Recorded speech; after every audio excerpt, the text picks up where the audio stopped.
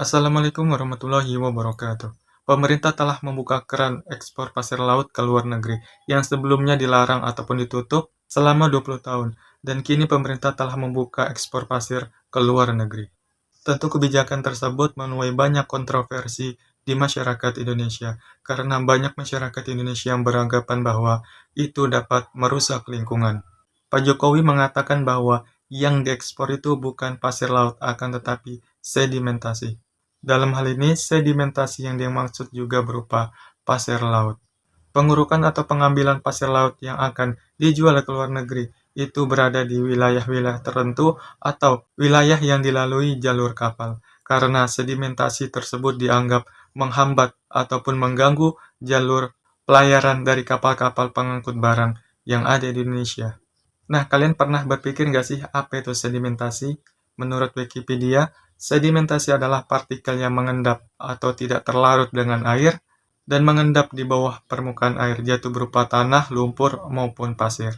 Kalau memang hanya endapan ataupun sedimentasi yang dikeruk, kemudian dijual ke luar negeri, mungkin banyak masyarakat menganggapnya tidak masalah. Akan tetapi apabila pemerintah mengeruk atau menjual pasir yang ada di pinggir-pinggir pulau, hal tersebut akan menyebabkan abrasi. Yang dikhawatirkan dari masyarakat Indonesia itu ketika pemerintah membuka keran ekspor pasir ke luar negeri, yaitu dampak atau impact yang akan ditimbulkan dari pengerukan pasir di dasar pantai. Kemungkinan dampak yang akan dirasakan ketika pasir pantai ataupun dasar laut dikeruk, diambil pasirnya kemudian dijual, yaitu yang pertama, hilangnya ekosistem ikan yang berada di dasar laut. Tentu hal tersebut akan dirasakan oleh masyarakat yang bermata pencarian sebagai nelayan, karena itu akan mempengaruhi hasil ataupun tangkapan mereka ketika mereka melaut.